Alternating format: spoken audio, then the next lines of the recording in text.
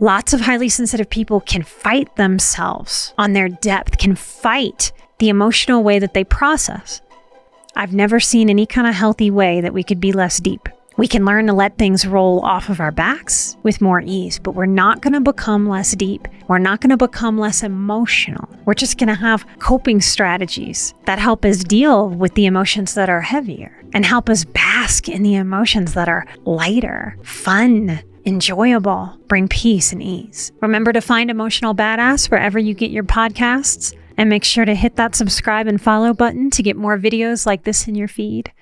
Hello, welcome to the show. This is Emotional Badass, where Moxie meets mindful. I'm your host, Nikki Eisenhower, life coach and psychotherapist. And on today's episode, I'm discussing liking ourselves. The goal of healing is basically a self-unconditional love. And self-love gets all the airtime, right? We hear about that constantly. But how about just plain old liking ourselves? Do you like yourself? What a question, huh? Do you genuinely and fully like yourself? Do you like your own company? Do you like your own laughter? Do you like your sense of humor? Do you like your sense of style? Do you like your interests? Do you like your eyes, your smile, your voice? Especially if you had one or more critical parents, this is incredibly hard. And it might be the secret to actually being able to feel peace and fulfillment within who you are. Because without liking yourself and leading a life that pleases yourself to some degree, it all just might be performative for other people or for society, huh? Here is a sneaky spot where people-pleasing hides our true self from the world, even from ourselves. If I asked most people, especially most people who are interested in this show, to write a list of what they dislike about themselves, the pen would damn near catch fire from the speed with which you could all fill out that piece of paper. If I ask you to write what you like about yourself, I'll hear crickets, the pen tapping, a perplexed dead air kind of time filled with a whole lot of, the wheels of the mind stop turning. Why is this so hard to make a list of what we like about ourselves, but so easy to make a list of what we dislike about ourselves?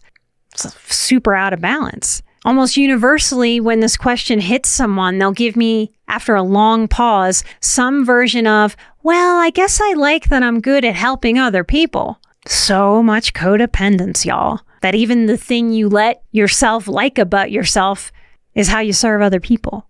We got to get beyond that. What do you like about yourself? Sometimes highly sensitive people, they really want a good relationship with themselves to fall out of the sky or hit them like lightning. It's not going to happen like that. You don't have to take a powerless role in terms of liking yourself, in terms of your relationship to and with yourself. Way too many people think, it's just how I am. This is just my personality. I'm just down on myself. That's not real. No baby comes into the world just automatically down on themselves. Something has happened in our development if we don't like ourselves. Maybe you grew up hearing this too, the way that I did. It's a common one in dysfunctional family systems. My mother would look at me dead in the face, I mean from 5 years old on up, and say, I love you, but I don't like you.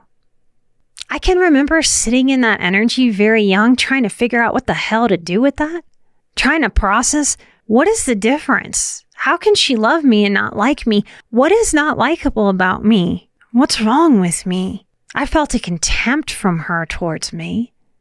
Where do you think we learn how to feel about ourselves, if not our parents, our original caretakers? It has taken me a really long time to learn what it is and then how to do the doing of liking myself. So I've made a list for y'all. These are 10 things to learn. Do you hear me there? Not that you just should like about yourself, but to learn how to grow into an appreciation, a liking of you. Number 1, your face.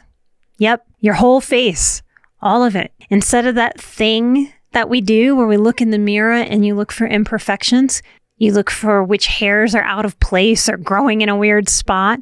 You look for blemishes and discolorations. I think mirrors would be very upset with us. I don't think mirrors like that they are used to enforce this critical voice that we have with ourselves. Yes, your face. You were born with a face, sweet little baby face. This is your face. It's your eyes that see all of the things. It's your face that everyone who has ever met you sees and takes in. Love it. Practice loving it. Like it. The way your face moves when you smile. The fact that your teeth, no matter how they're shaped, no matter how they're colored, you realize they have chewed every single bite of food that has ever gone into your body? Liking ourselves is a lot to do with gratitude. Gratitude for this face. It holds your eyes, the windows to your soul. It is yours and it is like no one else's. Maybe you're a twin, but even twins have little micro differences. It is your face. It is time to love it. Number 2, your inner child. Yep. Don't just love him or her. Like her, like him as a path to healing. I've learned over time. I used to feel just a sense of criticalness with it. I've learned over time to accept and love and now like the goofiness of my inner child. The way she thinks and considers is unique. The experiences that she's had are unique, and she informs me of what she needs when I slow down and get quiet enough to listen and pay attention. The love that has been cultivated is powerful for my inner child. The like that has been cultivated, immeasurable, especially because I grew up with that message from my mother. So I get to counteract that. I get to reparent myself and let go of what no longer or never did serve me. My mother telling me she didn't like me, that doesn't serve me in any way other than to hurt me, to make me feel insecure about the being that I am in this world. I take my power back from that dysfunctional teaching when I say to myself, honey, I love you and I like you. And I love and like you even when I'm not pleased with you. I love and like you even when we make mistakes. I like how hard you try. I like the way you think. I like how you keep going no matter what. There is so much to like about you. Number 3, like your laugh and invite more of it. I've had so many people in recovery sit with me over the years, and we'd have a moment, because I'm pretty silly, even professionally, and would start to giggle in a way that was weightless, beautiful, light. And then I'd watch them catch themselves and stop or cover their mouth or cover their face or put their head in their hands or shrink or almost swallow their laughter. Somebody probably bullied them for just having a boundless self-expression. Someone might have teased them. Someone might have made them feel sheepish. They might be the lost child who's not used to taking up space and letting that kind of energy and power, the power of a laugh, come out of their body and be shared intimately with someone else. If we've been in survival mode, we might leave survival mode for a little bit and laugh and feel lightness. And then a part of us may go, nope, we must be in survival mode constantly and shut down that laughter and that lightness. When I watch my favorite Christmas movie, It's a Wonderful Life, it is one of my most precious memories. Always chokes me up. My grandmother had a huge laugh, a booming laugh. And when she would laugh, she would smile so big, her eyes would turn into slits. Her eyes would just disappear from her face, and her laugh could shake the walls. It was so golden. It was so vibrant. It was so full of life. To this day, I'm so grateful that I grew up with her never subduing that laugh, with her letting it roll out of her body with the power that it left her body with. Please allow yourself to love your laugh. And if it's different, if it's loud, if it's strange, if it makes your eyes disappear, if it makes your voice crack, if it makes you almost pee your pants, please like that about you. Please don't let the critical voice shrink you, because it's not just about you. Like my grandmother being able to laugh. What if there's somebody in your world that just delights in the sparkle of your laughter, but some kind of old hurt tells you to shrink it? Don't just love your laugh. Like it. Be proud of it. Let it flow out of you and invite more of it. Number 4, like the deep and emotional way that you process. Now I can hear and feel the grunts and the eye rolls. Many people come to my work in what I call the beauty and the burden of their high sensitivity. Yeah, it's beautiful to feel deeply. When we don't have coping strategies for that, it is hard. Life happens and it happens fast. It comes at us fast. We can feel very angry because we're so deep. It seems like it takes us more energy, more time. Our bodies may get sicker more often than the average person, and we have to recover. It might take us longer to recover and get back to feeling 100%. Lots of highly sensitive people can fight themselves on their depth, can fight the emotional way that they process. Now, we can always learn to move through with more ease, more flow, less emotional upset and upheaval. But we are deep people. Can you just take a deep breath into that with me? I've never seen any kind of healthy way that we could be less deep. We can learn to let things roll off of our backs with more ease, but we're not going to become less deep. We're not going to become less emotional. We're just going to have coping strategies that help us deal with the emotions that are heavier and help us bask in the emotions that are lighter, fun, enjoyable, bring peace and ease. I love and like the deep and emotional way that you process. And the more coping you bring to your depth, to the burden of sensitivity, the more you integrate and build secure attachment with yourself. Your inner child can be securely attached to you when you are giving messages and holding an energy that expresses, I like how we are. We don't need to be other than how we are. I like this about you. I like this about me. Number 5. All right, this is going to challenge some of you. You ready? I want you to practice, if you're willing to take on this little mini challenge, I want you to practice liking the unique silhouette of your body as it is right now.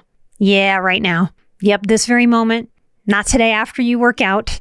Not after you take yourself off sugar for the next amount of time. I mean, right now. Maybe you've had a baby recently. Maybe you've had some health struggles. Maybe you've had an accident on a bicycle or in a car and you're recovering. Work on liking the unique silhouette of your body as it is right now. I know many of you are racking your brains going, how? Look at yourself when you get out of the shower. So many of you avert your eyes. So many of you treat your body like this thing that's being dragged around under the head. This is your unique body. This is your unique silhouette. Every step you've ever taken has been on these legs. Every chair you've ever sat in on this booty. Every moment of your life since your conception, that initial heart spark, your heart's been beating. We've spent way too much time fighting the shapes of our bodies because they just aren't what we expect, damn it. What we say is okay. We can let go of this fight and move towards liking what is. No more fight. No looking at this body and pinching it and poking it and being mad at how it is. That belly, however your belly is, whatever love handle situation you may have going on, this is your center. It's your core. My mama's out there. Your bellies have grown babies. You've made people. No more fight with this belly. No more fight with this body. That's a choice that you must make. Some things are black and white. And if we don't choose with intention, I'm going to like this body. I'm going to like it every day. I'm going to like it till it's natural for me to like it. I'm going to like it till my set point becomes liking this body. I've had quite enough years of fighting and disliking this body. No more. If you don't decide to like your body, what's the default? If you don't believe me that you have the power to decide such things, let me explain how that works. This is a fake it till you make it situation. This is a practicing into. See, you weren't born a baby who had any kind of problem with their body. I will never, ever believe that. Every baby comes into this world absolutely precious. We learn doubt. We learn judgment. We learn fighting with this body. We learn it from comparing to others. We learn it from magazines, especially those of us that are older. We're learning it from social media. We're learning it from the plastic surgery that celebrities parade in front of us, often without telling us that they did that. You practice into it. This is okay to fake it till you make it. You can say, I like my body. I like you, body. I like you. I like you. I like you. Even while you hear the critical voice try to fight you down. If you like yourself, guess what happens to the critical voice? It loses power. So many of you are trying to manage that critical voice and are struggling to figure out how. This is one of the ways.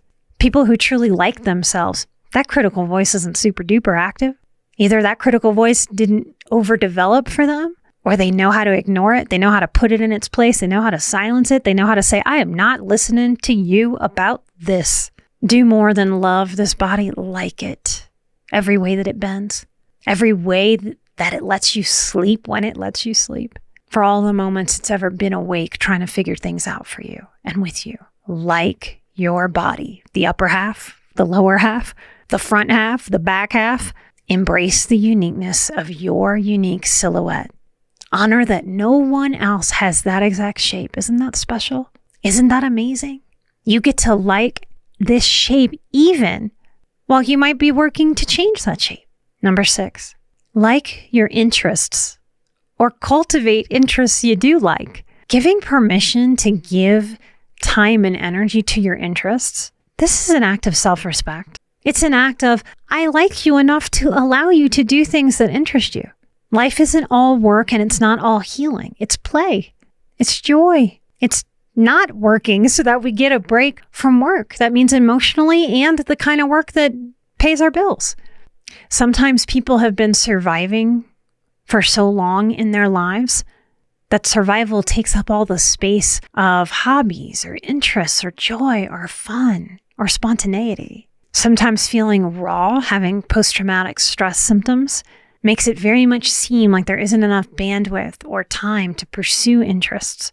If you were in a season of life, like I've had many seasons like this where you have 3 or 4 jobs and you're trying to make ends meet and you're hustling, maybe you're trying to finish school too, can seem very real that we don't have the space to pursue interests. But this is part of how we like not just our interests, but life. It'll sound obvious when I say this out loud, but this is one of those things that very few people will look us directly in the face and tell us, if you're a bit bitter about life, if you're angry at life, if you think life is too hard, you're not intentionally having enough fun with it. I'm continuously fascinated by the phrase taking time. If I were to do a nap today, the phrase would be take a nap. We have to take time and space that we need, that rejuvenates us, that restores us, that makes life, the hard things, feel worth living. I wish fun was a longer word. The 3 letters, I think, makes it sound like frivolous or an easy throwaway. It's not. Maybe if fun was a 17-letter heavy word, we'd feel a little differently about it. What happens in your life if you let yourself like the time that you're spending the way that you're spending it? I believe this is a big undercurrent of what's pushing the addiction epidemic in our country. What's that old saying? All work and no play makes Johnny a dull boy. It's not about Johnny being dull. He's depressed. Even in healing, we must play. Many clients have told me that I give them feedback very opposite to any other therapist they've ever seen. Because at the end of a therapy session, lots of therapists will say, make sure you think about this. Think about this, do your homework, like keep your mind on what we talked about today. I will often give opposite direction. Hey, you did enough today. I actually don't want you thinking anymore about what we processed today. That was enough and that was plenty. Because we're learning how to not ruminate and how to not overthink. That was enough. I actually want you to go have fun and not think about therapy or coaching. That's often a big part of what I'm coaching. You get to pursue your interests, even if it's hard, even if you feel like you're borrowing time from something else. Take the time that you need to build like and interest in your life. Number 7, learn to like your inarguable resiliency. Now, some of you are like, Nikki, you don't know if I'm resilient. I don't feel very resilient. I'm not resilient. I will die on this hill. Wrong. There is no way you have gotten all the way to here, all the way to hearing my voice, 5 million plus podcasts, each podcast having hundreds of episodes. And yet you're hearing my voice now. It's because you have been seeking, you have gotten all the way to here. You were interested in putting down surviving and thriving, or you would not be into my show. You wouldn't be listening to me right now. Learn to like your inarguable resilience. See, perfectionism will sneak up here, sneaky bastard of perfectionism, and say, no, I'm not perfectly resilient. Therefore, I cannot claim that I am resilient. That damn perfectionist and the critical voice, wow, do they get together and gang up to bully you. You're alive. Today, you realize we all got through a crazy pandemic? The last thing that I want to encourage you to consider liking about yourself is your character. I haven't always loved my character. I've been a truth speaker all of my life. And I grew up very much understanding that not everyone appreciated my kind of truth speaking. That's one aspect of myself, my character, that I didn't know how to like for a very long time. I remember having a friend from college many years ago, and I'm still connected, though we live in different parts of the country, and she got really angry with me in college. She was on probation, and she went out the night before the final, and I had a bad intuitive feeling, and I didn't even have the word intuition back then. And I argued with her. She said she was going out, and I begged her very codependently. I didn't know any better back then, but I begged her to just stay in, that she could go out tomorrow after the exam. And she sort of ya'd me and went out anyway. And she wound up sleeping through the final, and she was kicked out of school. And I cried so hard. I said, why did you have to go out? Why? At that time in my life, I had lost so many people. I was so scared I was gripping her. It took a couple years. We drifted, and she reached back out to me after a few years. And she told me that no one had ever talked to her like that, had ever told her the real truth like that. Nobody had ever said anything like that to her face about what she was doing. And she apologized to me. She said she was sorry, that she had been angry at me for it, but that it also helped her know the realness available in true relationships, and that I would always say the truth. We learned so much about liking or loving ourselves through the interactions that we have. Some of that is great when people are mature and they're not reactive and we're not hitting buttons in their own stuff. But sometimes we have things reflected back at us over the course of our lives, from family of origin, from difficult conflicts, from being less than graceful within those conflicts, all parties, us included. And what gets reflected back is a dysfunction. Highly sensitive people, we're the sponges, y'all.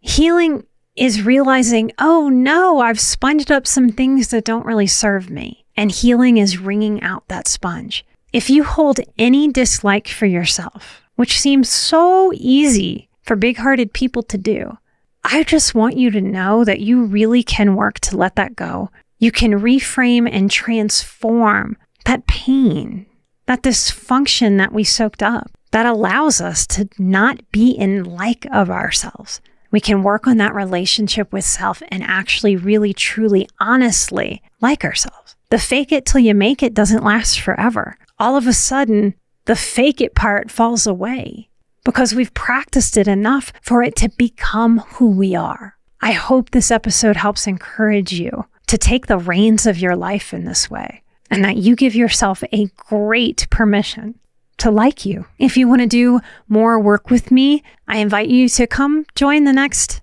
emotional strength training, 30 Days to Peace. We are worthy of feeling peace. It doesn't fall out of the sky. We practice into it, just like liking ourselves, like this episode was about today. If you want to come hang out at the Patreon, we can't do the show without Patreon. Some of you have been on the Patreon since the beginning. Thank you so much for supporting my work, getting out all over the world. There is rarely a day or a week where we don't get some kind of message, some kind of place online that says the show has helped transform them. We even get messages fairly regularly that the show has helped save lives. We can't do much in this life alone, even the most hyper-independent of us. Y'all have been my team to help me get this work out into the world. I don't just love that. I appreciate that, and I like that. Thank you for being here now and since the beginning. I am an emotional badass. You are an emotional badass. And together, we are where Moxie meets mindful. Light and love and so much liking of who you are. Till next time, bye-bye.